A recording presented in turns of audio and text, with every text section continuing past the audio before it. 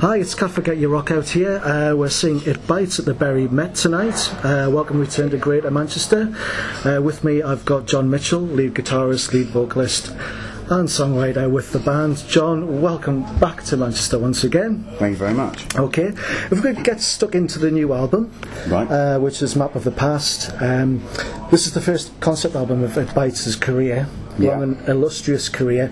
Can you tell me at what point you realised it was going that way, and maybe some of the inspirations for the concept? Well, it actually started out as a joke because I was doing it to wind Bob up, the drummer, Bob Dalton. We had a bit of a joke. Having been in It Bites, there was this bit of a... he doesn't like the things about progressive rock that he considers to be public school. So on the last album that we did, Tall Ships, he didn't like the song This Is England. He grew to love it eventually because it won an award, but to begin with he didn't like it, and we're not playing that public school nonsense.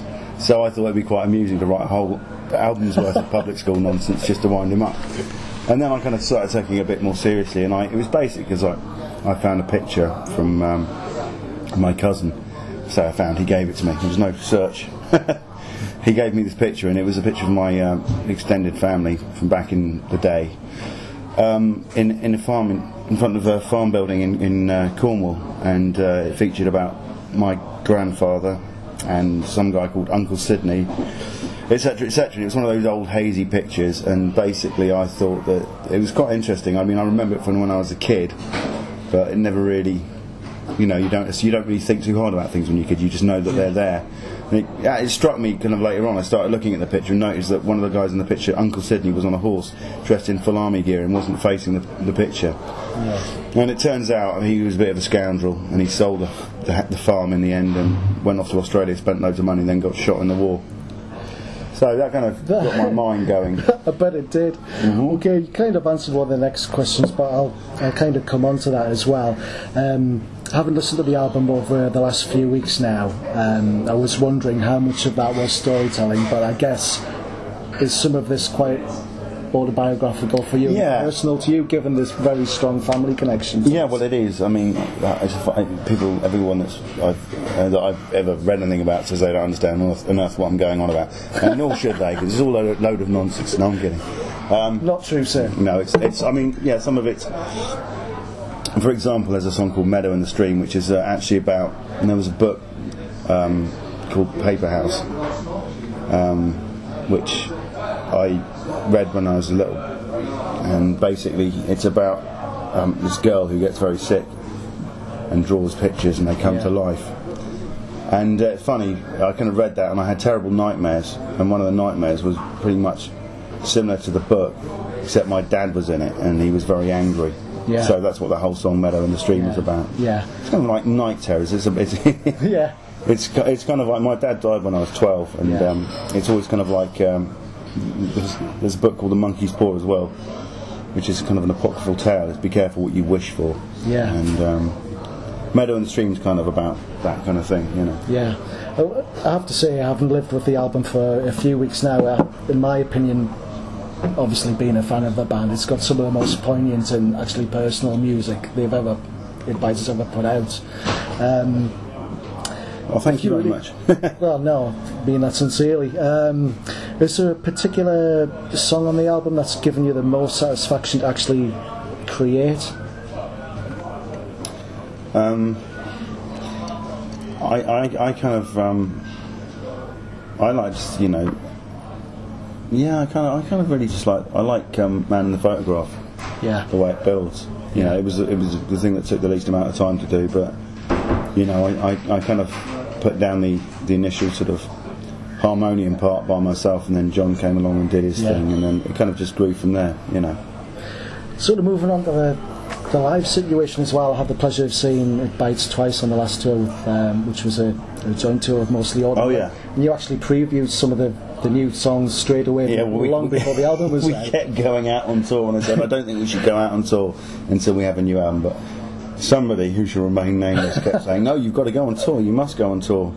Here, look, there's a gun at your head, you must go on tour. So we thought we couldn't really go on tour unless we played some new stuff. Yeah. And we did 2 tours where we kind of slowly introduced new songs, and the truth is we should have probably recorded this album a good few years ago, but life just gets in the way, and I'm kind of busy with other stuff. Yeah.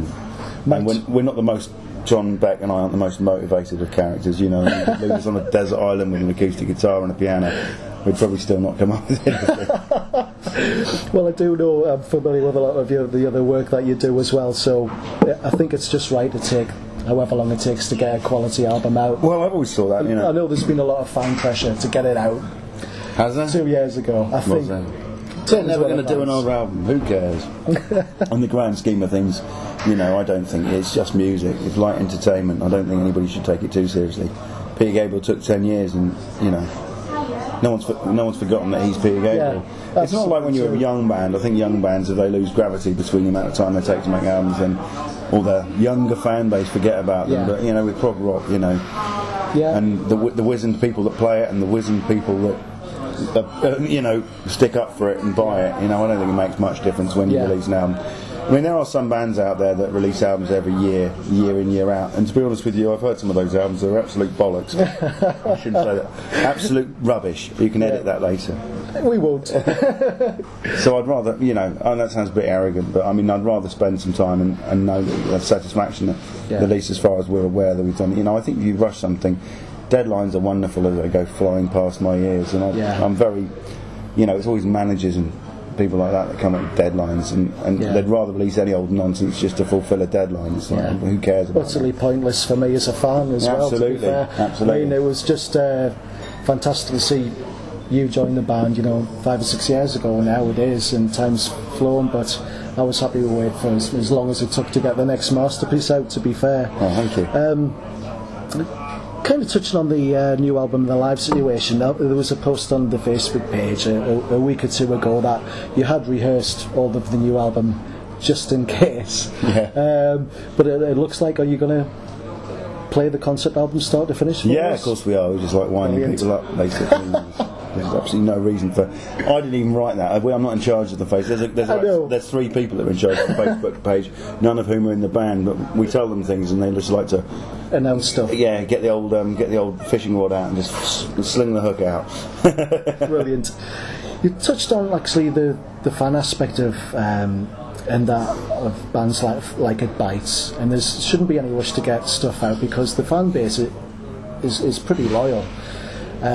Also, I mean, within the genre of prog rock, pretty loyal and fairly harsh as well. Yeah. Pretty unforgiving. I make the mistake occasionally of looking at things like... Do you think they can be a bit blinkered sometimes? I absolutely believe that... Actually, no, I can't say that, but I do believe that there's a propensity of people involved in making this music, I can certainly speak for myself, who just seem to lack a certain amount of social grace and just say whatever comes into their head. Yeah. Keyboard warriors, a lot of them, and I shouldn't take it personally, but you know what, we're all just humans. I think a lot of genres have their sort of more fascist element. I think the world. I do believe the world was probably a much happier place before the internet forums came along. No one actually knows. I think you go to a gig and enjoy the gig and not think that you had your opinion actually mattered for anything, because mine certainly doesn't. I wouldn't dream of going on an internet forum and. I think there's bands out there that I've loved growing up, and I perhaps not like them anymore, but I've grown apart from the music, and you just grow up, you just mature, don't you? You don't necessarily have to like the same. I used to like Iron Maiden growing up, but I wouldn't go on Iron Maiden's forum and saying how rubbish their last album was. I just perhaps not buy it. Yeah, that's a mature approach, I think. Talking about the progressive rock label, then. Do you feel that helps It Bites now in 2012, or does it hold it back? Because for me, the great beauty of this band is people say progressive rock, but it's nothing. It's still got quite a snappy. It's almost got a pop rock element to it as well. The songs, the arrangements are very well thought out. They're often quite inventive, but there's still always been great melodies, great hooks, great riffs. Do you think the prog rock label is an inhibitor for you now, or is it still a good thing? I don't know. I wouldn't know. It's never going to be cool, is it? But then I'll never say how to be cool, I think It Bites probably led the fan base a merry dance with the first album. They set their stall out. I think that's very true. Magnanimous, brilliant, delusional way, convincing everybody there was some new wave Duran Duran style band, and then come out with all that business. Well, you know, I think It Bites as a band. I think one of the things that's, you know, you can celebrate in being part of It Bites is the fact that Singers It Bites have never been a massive band and done exactly what they want to do on their own terms and play whatever music they've ever done. It doesn't really matter whether they think it holds us back. I mean, you know, it's a bit late in the game to be wondering about whether you can be playing Wembley Stadium, because it's evident that we're not. But we do get to make the music we like, be it, you know, Vaudeville Music Hall, or be it like, well, screw it, next album's going to be a ska album. I don't care. Everyone can come along for the ride, as far as I understand. There's just a couple of more questions I'd love to ask of you personally, John. I'm aware from interviews you've done over the years, and again, appreciate the time you're spending today, but it's fairly obvious you were a big fan of It Bites, and we're probably of a similar age, and maybe grew up with them, I guess. I'm 38, how old are you? 41. Okay. Yeah, so, there you go. But what was it like actually getting the job in It Bites, which is a band you grew up admiring? I don't know, because I don't remember ever saying, oh, you know, there was never any grand entrance where anybody said, oh, you've got the job, well done, welcome on board. But to be honest with you, a lot of baggage. You know, it's not something I'd ever recommend anybody do. I mean, you know, ring up Steve Hogarth. What's it like fronting Marillion? Yeah. You know, I remember doing a gig the first gig I ever did in the country was in Workington, in Cumbria. Whose idea was that? It Bites Heartland. Yeah. And there was a couple of guys came down from Scotland and showed their disgust by walking out from me. What was the point of that? Unbelievable, you come all that way. Well, yeah. So having said that, I did walk out of Queen with Paul Rodgers, so I can't really talk. Okay, I've got to say, being quite familiar with your musical history yourself, John, you'll recall the band you were involved in briefly, Kino. And I'm going to waffle for a bit here, but I remember seeing Kino, which obviously featured John Beck, and in the live situation, Bob as well, from It Bites. Saw you guys at Rotherham, and you did a Stormont version of the Bites classic Plastic Dreamer, and I remember thinking, this would work as It Bites. Was that just did you guys realise at that point that if the opportunity arose, that would be it wasn't work? It was basically just because, you know, I've always wanted to be in a working band that's, you know, that's got a fan base, and that sounds like a really cynical thing to say, but it was really difficult. Kino, I mean, put my, you know, we were given an advance. I believed so much in the band, I didn't take any of the advance, honestly. The naive version of me kind of went along with this whole thing that didn't realise how the music industry works, and how it was kind of irritating to me, because I mean, I'm cool with everybody in the band, but I honestly believe that this was going to be something more than it actually ended up being, in that, you know, it was just a hobby band for Pete Travers. Chris Maitland kind of announced that he wasn't going to be able to tour any of the gigs because he went off and did some West End shows, which, you know, realistically, everyone's got their agenda, and Chris's agenda, having been in Porcupine Tree and committed to that for so long, you know, having not been with Porcupine Tree, just decided that he was going to make a living playing the drums, which was fine, and I realise that now, and I'm good friends with Chris, but you know, at the time I was a bit like, well, fuck you all. So I kind of, you know, and then it just seemed like a natural thing to do, and it's, you know, it's a good vehicle for mine and John's sort of songwriting. So whether or not that be, you know, the fact of the matter is with Kino, we didn't set out to sound like, you know, some people say, well, It Bites sounds exactly like, or the Map of the Past sounds like Kino. It was like, well, of course it will, because it's the same two people writing the music. That's what you expect. Quick question, lastly on Kino. Have you ever been tempted in discussions with John and Bob about the set list to throw in one of the songs off that album? No, never at all. Completely different thing. I honestly, again, you know, the whole way that the It Bites thing came about was because, you know, we didn't have the lineup that wasn't on the album, and that was the only time I'd ever considered doing anything live again with Kino. Would be if it was Chris and Pete and John Beck, and how I intended it to be in the first place, because it wasn't a matter of, I mean, the record company said to me, do you want to do an album, you know, along using your melodic writing but incorporating progressive? And I said, yeah, okay, it sounded like an interesting thing to do. And I'd already compromised the idea of doing it because originally it was going to be Ray Wilson, who went on Stiltskin and Genesis, was going to sing, and then he backed out of it, and then reluctantly I didn't really want to sing, so I kind of ended up singing, and, which is a drag at the best, at the best of times. I don't particularly enjoy singing, but I don't think Francis Dunnery did either. It's just it gets foisted upon you, and I think probably got a bit better at it over the years, but the bottom line is, already my idea of what Kino was going to be had completely changed direction. Yeah. Interesting that. So I didn't, and by the time it came around to touring and it was Bob on drums, and I was like, this isn't what I intended it to be, and Pete's always busy doing this, which is fine because Marlene's his day job, and it's just a bit of amusement for him. For him, yeah. And there was a few incidents where I just thought this isn't really worth it. Yeah. So you found your home. Well, I suppose so. Home in Bites. Yeah. Last question for me then, John. Thanks for your time. What's the immediate future hold for you and It Bites for the rest of the year and beyond?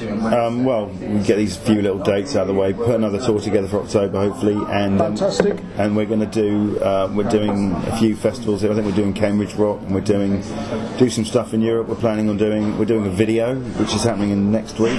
Superb. I don't know why we're wasting money on that, but somebody's bright idea in the record company. No, I'm kidding. And then we're doing the Celebrate Festival. We're just doing dates here, there, and everywhere, really. Yeah. John, thanks very much for your time. I'm massively looking forward to the gig again tonight. I'm delighted to hear you playing all of the Map of the Past for us. It's got to be wonderful. I might do. I didn't say definitely. Oh, okay. You can always bail out at the last minute. Yeah, I might just do a set of old It Bites covers. Might play Calling All the Heroes 14 times. You never know. Really appreciate your time and enjoy your evening. We certainly will. And thanks once again for your time and your music down the years. Not just for Bites, but going back further than that. Cheers again, John. Thank you.